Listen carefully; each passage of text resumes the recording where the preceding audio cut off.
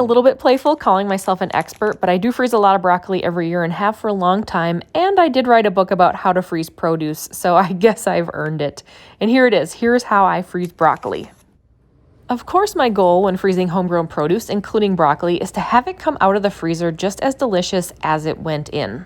You can freeze whatever quantity of broccoli you have, just make sure that it's clean, ready to eat, and broken into these large bite-sized floret pieces.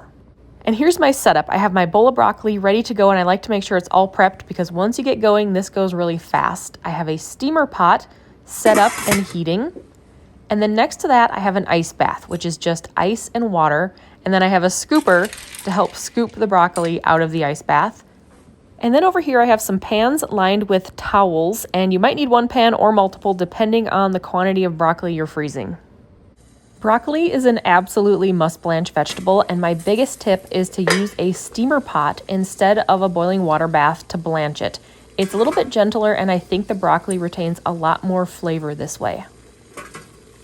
You can see my pot is steaming. I'm going to add a couple big handfuls of broccoli. I don't want to overcrowd the pot because I want it to heat evenly. I'll replace the cover and start the timer. Broccoli will steam blanch for a total of 4 minutes. However, at the halfway point, at the 2-minute mark, I always stir it around just to make sure that it's heating evenly. This batch has been steaming for a total of 4 minutes, so I'm going to remove it from the pot and put it directly in the ice bath.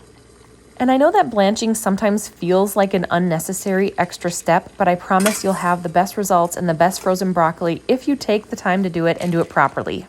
I also think it helps to understand a little bit of the science behind it and why we're doing this, and the reason is that all vegetables have enzymes in them that cause them to deteriorate over time, and freezing does slow this process, but it doesn't stop it. What stops it is heat. So we're steaming it to stop the enzymes, we're putting it in the ice water to stop the cooking, and then we'll have really great broccoli that retains its flavor and texture and color and nutrients for a really long time in the freezer. Meanwhile, I'm just going to keep flying through this broccoli. You can see it really does go fast. As soon as one batch comes out, another batch goes immediately in, and I start the timer again. Now, once the broccoli that's in the ice bath has been chilling for about 2 minutes, I pull it out and put it into a metal sieve. And you can see here, this allows me to really shake it and to get a lot of that water off of it.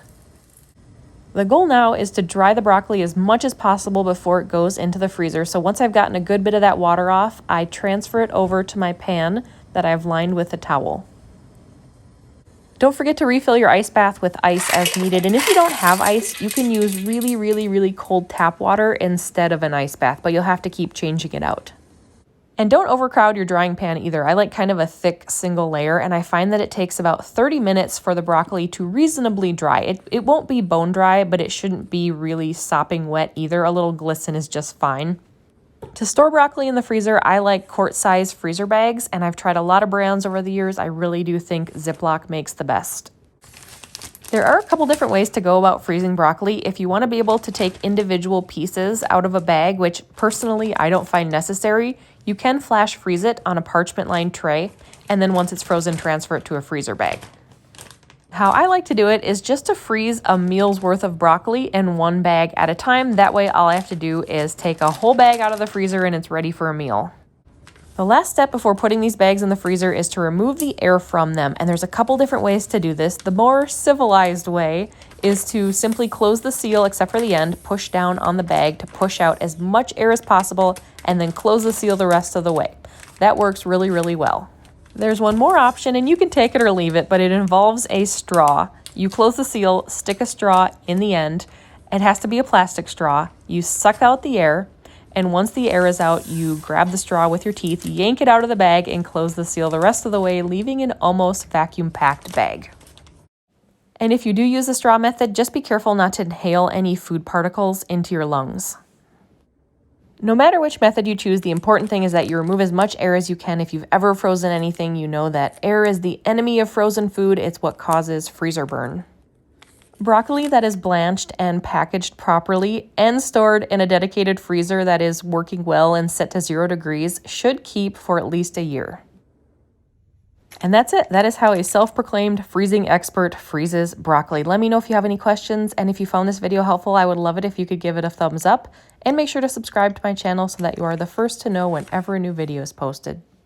And if you want to know even more about freezing fruits and vegetables, you will love my book. It's called Freeze Fresh, and I'll link it in the video description below. It walks you through how to freeze 55 different common fruits and vegetables in unique and creative ways, and even shows you how to use them.